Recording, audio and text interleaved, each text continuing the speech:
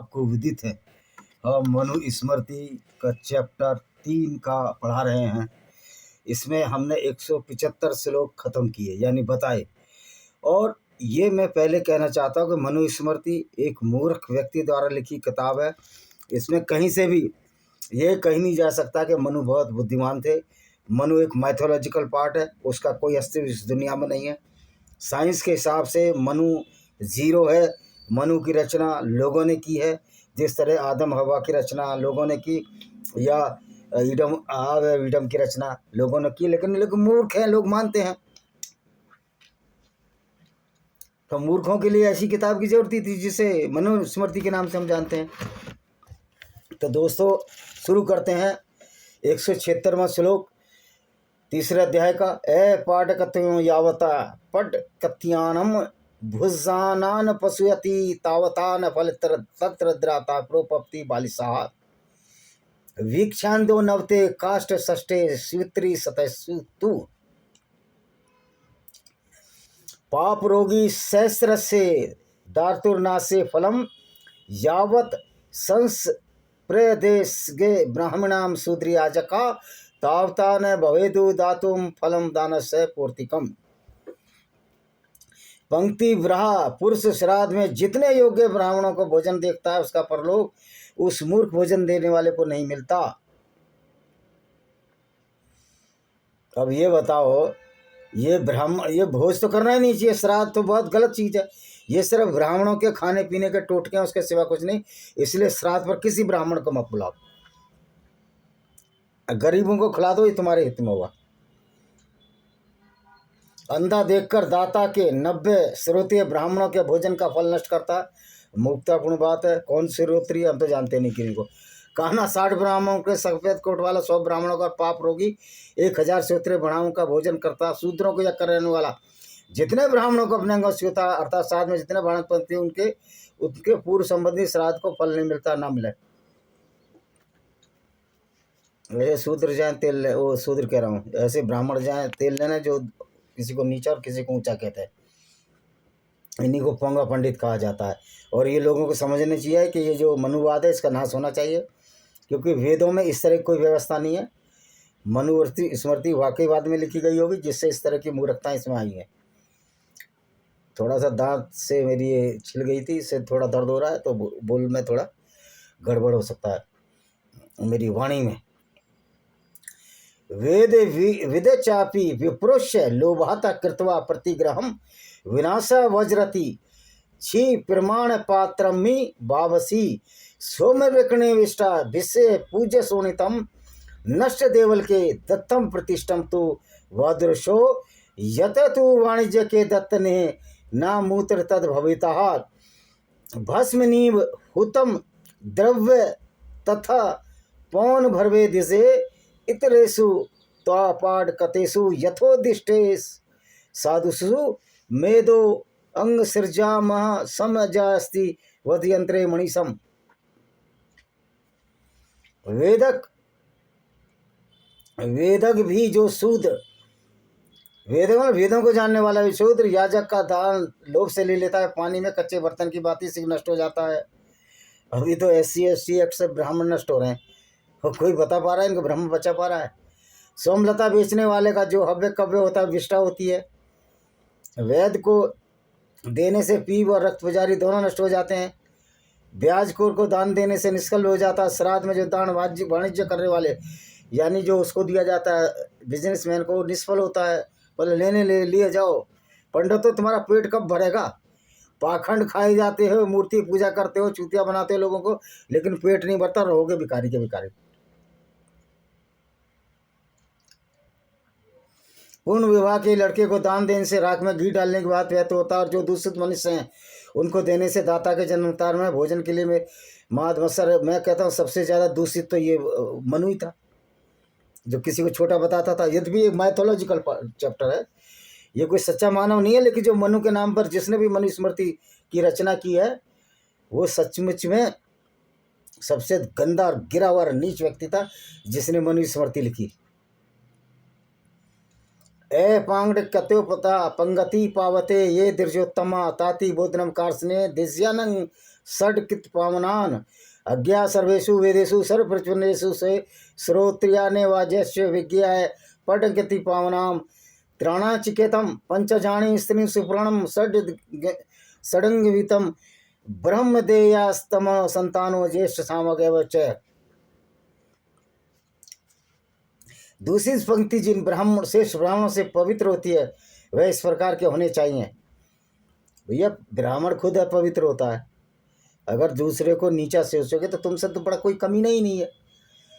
वैज्ञानिक हिसाब से तो सब बराबर है, और हम वैज्ञान को मानने वाले लोग हैं, क्योंकि मैं तो खुद साइंस में मास्टर डिग्री है मेरी, तो मैं ऐसी मूर्ख की मनुस्मृति को क्यों मानूंगा जो कि मूर्ख स्मृति है। जो चारों वेदों उनके अंगों को जानने वाले, श्रोतिया सुनने वाले और परंपरा से वेदाई हैं, उन्हीं को पंक्ति पावन पावे। अरे जो वेद भी नहीं पढ़ता और अच्छे काम करता है वो ज़्यादा अच्छा है, और जो वेद पढ़ता है ढकोसले को मानता, वेदों में ढकोसला नहीं, जो मनुस्मृति को मानता है वो ज़्यादा गंदा आदमी है। तिराणी चिकेतम नामक यजुर्वेद में वर्णित व्रत को धारण करने वाला ब्राह्मण, पंचाग्निहोत्री त्रिश्रवण नामक ऋग्वेद के व्रत को धारण करने वाला, कलप व्याकरण शिक्षा आदि चंगों का ज्ञाता, ब्रह्म विदा से पैदा हुआ पुत्र और साम गाम करने वाले, इन छह को पंक्ति पावन जानना चाहिए। पागलपन है ये, और कुछ नहीं है।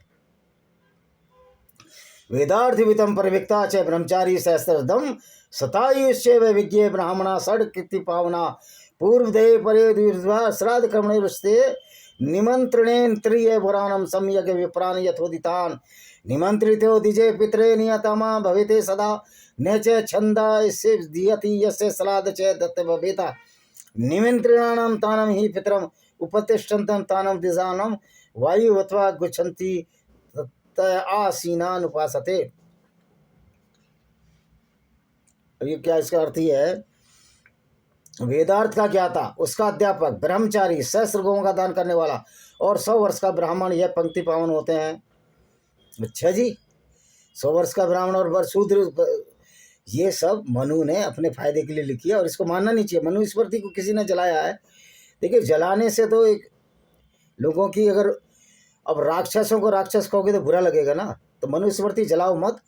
मनुस्मृति में जो गुंडागर्दी भरी है, जो मूर्खता भरी है, उसको उजागर करो, आपका उद्देश्य वैसे ही पूरा हो जाता है। जलाने से क्या फायदा? जलाने से जो जिसने जलाई वो बुद्धिस्ट है, तो बुद्ध धर्म में भी पाखंड है बिना रतनशील, उसका भी आज मैं वीडियो बना रहा हूँ। जहाँ जहाँ गलत है उसका वीडियो बनाने का हमको अधिकार, और बनाएंगे। श्राद्ध के पहले दिन तो उसी दिन उक्त ब्राह्मण, गुण वाले ब्राह्मण को आदर से 3 या कम को निमंत्रण दे। श्राद्ध में निमंत्रित भोजन उस दिन नियम से रहे, वेदाध्ययन न करे। हाँ, वो खाने के लिए पेट को सही रखे। अबे ब्राह्मण 5-10 किलोमीटर चलेगा तो हजम कर लेगा, हराम की खाते खाते पेट खराब हो गया तुम्हारा। श्राद्ध में निमंत्रित ब्राह्मण, और यही नियम श्राद्ध कराने वाले को भी पहले वेदाध्ययन न करे। हम तो वेद अध्ययन भी करते हैं, लेकिन ब्राह्मण को नहीं खिलाएंगे, क्योंकि हम मनुस्मृति को मानने वाले लोग नहीं है। पितृ उन निमंत्रित ब्राह्मणों के पास आते हैं और वायु के समान उसके पीछे चलते उसके साथ बैठते हैं। पितृ वित्र कोई नहीं बैठते, जो मर गया सो मर गया। What is dead is dead, ये हमारी सब थ्योरी, ये सब अनुमान है।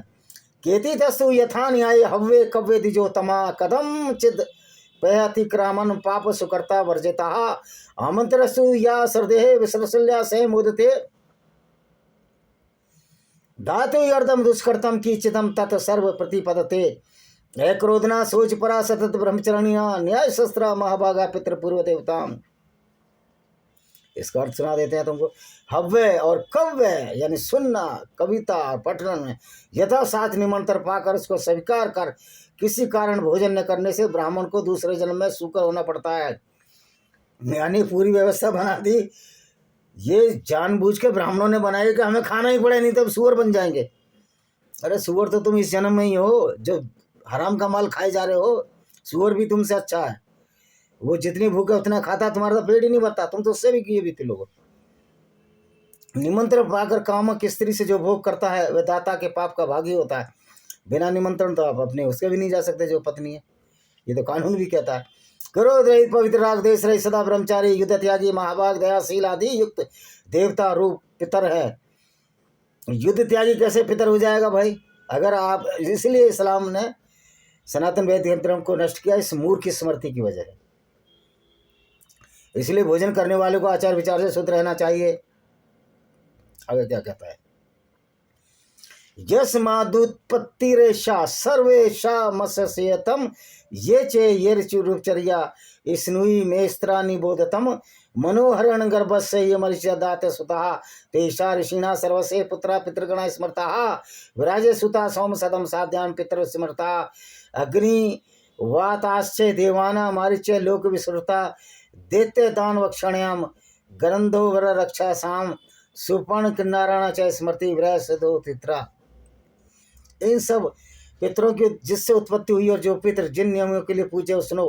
हिरण्य गर्भ के पुत्र मनु से जो मरीचि आदि पुत्र है।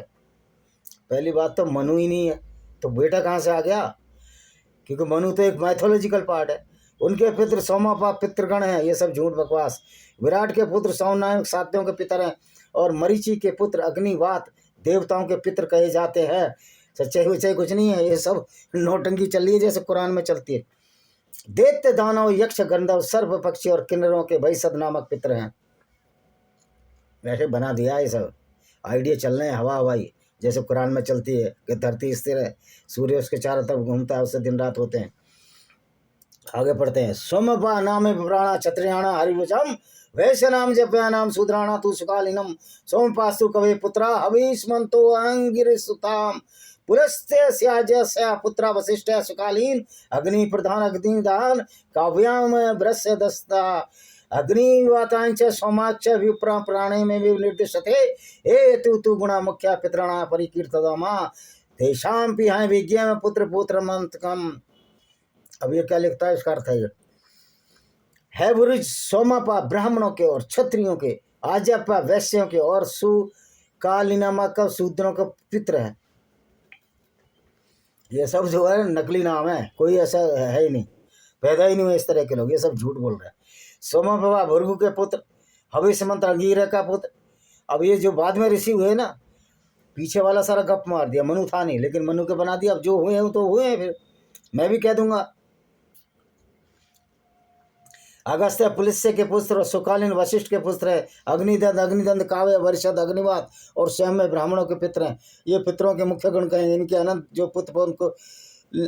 लेकिन मनु नाम का कोई आदमी पैदा नहीं। अगर ब्राह्मण सोचते हैं कि मनु स्वयं पैदा, तो मनु है ही नहीं। तुम तो चिंपैंजी की औलाद हो जैसे कि हम सारे हैं, और कोई मूल निवासी नहीं है इस देश का, सारे अफ्रीका से हैं। ऋषि सभ्य पितरो जाता पितृभ्य देव मानवा देव व्यवस्थी जगत सर्वचर स्थान में पूर्व सहा राज तेर भार जन निर्मेशे वारस्ता बिनते वार्यपि सिरदा दक्ष मक्षा योप यप कलपते देव कार्यादा द्विजातीनां पितृकार्य विशेषते देवम ही पितृकार्य से पूर्व मध्याह्न स्मरते तेम रक्षा भूतम तु पूर्व देव निजोते रक्षासी विप्रलुपंती श्राद्ध मार रक्षा वर्जितम। मरीचि आदि ऋषियों से पितृ हैं, पितरों से देवता और मनुष्य हैं, देवताओं से क्रम से स्थावर जंगम रूप जगत उत्पन्न हुआ है। इन सब पितरों को चांदी के पात्र से अथवा चांदी लगे पात्र से जलदान करने से अक्षय तृप्ति की प्राप्ति होती है। ये बताओ चांदी का पात्र क्यों भैया, जो नहीं है गरीब होता उसका तो अक्षय तृप्ति नहीं होगी। यानी सब लूट का फ्रॉड का अड्डा है, हर धर्म की हालत है ये। देव कार्य से पितृ कार्य द्विजों के लिए विशेष माना जाता है। पितृ श्राद्ध प्रधान कमल। अरे पिताजी को तो हम इज्जत दिन जीते जीते देते हैं, बाद में कौओं को जानवरों को खिलाने से खिलाओ, उनका भी पेट भरता है। लेकिन कहीं ब्राह्मण को खिलाने से कोई फायदा होने वाला नहीं है सिवाय नुकसान के, कि ब्राह्मण आपके यहाँ खा भी जाएगा फिर आपको नीचा कहेगा, जबकि वो भिखारी है, भीख मांगने वाला है, उसका हाथ नीचे है हमसे। लेकिन यही चूतियापा हम चलने नहीं देंगे। सनातन धर्म को बर्बाद करने में इस मनुस्मृति का बहुत बड़ा योगदान है। फिर और देव कर्म उसका अंग माना जाता है। देव कर्म पूर्व करने से पितृकर्म की पुष्टि होती है। पितृकर्म के रक्षक देवताओं की श्राद्ध से पूर्व स्थापना करें, क्योंकि रक्षा रही श्राद्ध का रक्षक। श्राद्ध में ब्राह्मण को नहीं खिलाऊंगा मैं, दुनिया को खिला दो, गरीबों को खिला दो, पर इन ब्राह्मणों को मत खिलाओ। ये जो मोटे हो रहे हैं, भैंसे चर चर के खून पी लिया है पूरे समाज का इन्होंने मनुस्मृति के नाम पे, इनको नहीं खिलाना है। तो आज हमने ये 204 श्लोक कर दिए तीर्थे के, फिर कल बताएंगे, क्योंकि 14 मिनट का वीडियो है हमारे, थोड़ा सा वो है दांत से कट गया था। इसी के साथ हम इस वीडियो को विराम देते हैं। अगला वीडियो हम बुद्धिज्म में जो पाखंड है उसके बारे में डाल रहे हैं अभी।